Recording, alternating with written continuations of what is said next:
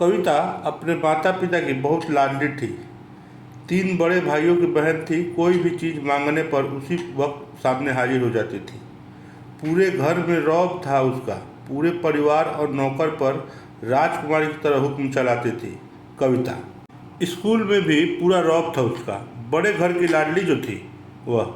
ऐसे ही उसने कॉलेज में दाखिला लिया। उसके ठाट बाट, बड़ी गाड़ी के में आना जाना, हर दिन नया फैशन देखकर हर कोई उससे दोस्ती करना चाहता था। थोड़े ही दिनों में उसके बहुत से दोस्त बन गए। पूरे कॉलेज में उसकी अपनी ही एक पहचान थी। इन दिनों उससे घर एक रिश्ता आया। खानदानी लोग थे और पापा की पुरानी जान पहचान थी उनके साथ। कविता के साथ कोई ज़बरदस्ती नहीं थी, पर कविता ने फिर भी हाँ कर दी, क्योंकि वह अपने परिवार से बहुत प्यार करते थी। वह जानती थी कि वह लोग उसका अच्छा ही सोचेंगे। लड़के का नाम राज था। राज काफ़ी पढ़ा लिखा और समझदार लड़का था। ससुराल वाले भी बहुत अच्छे थे। ससुराल में कविता की जगह वैसी ही थी जैसे कि मायके में। कोई भी कार्य कविता की सलाह के बिना नहीं होता था। सबकी लाडली बहू बन गई थी वह। फिर उसके घर एक बेटे का जन्म हुआ। राहुल कविता को जान से प्यारा था। पोता पाकर ससुराल वाले तो फूले नहीं समाते थे। कविता कभी कभी सोचती कि उसकी किस्मत कितनी अच्छी है। उसका हर अपना उसे कितना प्यार करता है। चाहे जीवन में कैसा भी समय आए, मेरे अपने हमेशा मेरे साथ है। मैं कभी अकेली नहीं हो सकती। कितनी खुशकिस्मत हूँ मैं। पर शायद कविता की खुशियों को उसकी अपनी ही नज़र लग गई थी। एक दिन वह मायके जाने की जिद कर बैठी। राज को बहुत काम था, लेकिन वह फिर भी उसे ले गया। रास्ते में उनकी गाड़ी अन्य गाड़ी से टकरा गई। कविता, राज और राहुल बहुत बुरी तरह से जख्मी हो गए। काफ़ी दिनों के इलाज के बाद राज और राहुल तो ठीक हो गए, लेकिन कविता पूरी तरह ठीक ना हो सकी। सर पर चोट लगने के कारण वह अपनी आंखों की रोशनी खो बैठी। अब कविता की किस्मत जैसे उल्टे पांव चलने लगी। मायके वाले कुछ दिनों तक उसे मिलने आते रहे, फिर कभी कभार फ़ोन ही करके पूछ लेते कि अब कैसी हो। धीरे धीरे ये सिलसिला भी कम हो गया। ससुराल वालों की सहानुभूति भी कम होने लगी। घर में किसी को पास बैठने के लिए कहती तो जवाब मिलता, बहुत काम है, अब तुम भी हाथ नहीं बटा सकती। राज भी चिड़चिड़ा हो गया था। बस राहुल ही था उसके साथ, जिसके साथ हंसते खेलते उसका वक्त गुजरता। एक दिन कविता के हाथ से कुछ सामान गिर गया, जिसकी वजह से राहुल को हल्की सी चोट लग गई।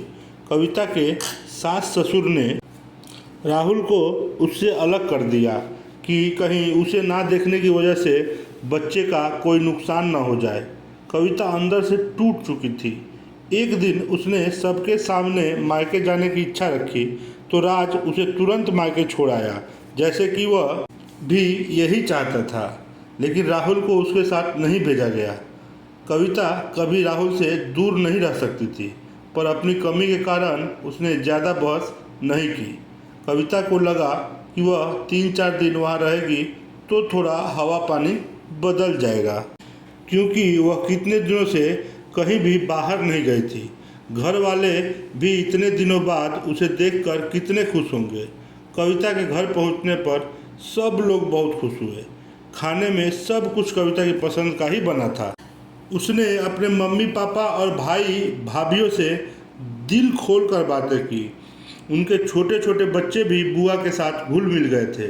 रात को सोने के वक्त जब वह कपड़े बदलने लगी तो उसे पता चला कि उसका बैग तो बहुत भरा हुआ था। वह बहाना बना देती, जबकि वह जानती थी कि उस घर में अब उसके लिए कोई जगह नहीं है। कविता से चलते वक्त कुछ न कुछ नुकसान हो जाता। थोड़ी बहुत टोका टोकी उसे सुनाई देती, वह टाल देती। एक दिन उसके हाथ से लगकर एक कीमती फूलदान टूट गया। छोटी भाभी ने बहुत हंगामा मचाया। कविता के माता पिता रोज रोज झमेले से तंग आ गए थे। उन्होंने राज को खुद से फ़ोन कर दिया। राज कविता को अपने घर ले गया। कविता को अपने घर वालों से ये उम्मीद न थी। जिस कविता के कहे बिना घर में एक पत्ता भी नहीं हिलता था, उसका घर के लिए वह अब बोझ बन गई थी। राज के साथ ससुराल आते वक्त वह बहुत खुश थी, क्योंकि वह अपने घर जा रही थी, अपने जिगर के टुकड़े राहुल के पास।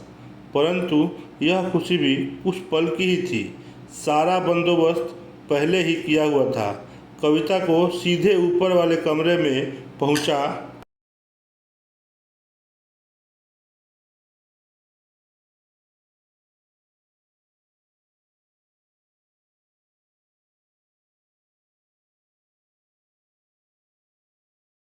ज़्यादातर चुप ही रहती। कभी कभी काम वाली लता से थोड़ा बतिया गया।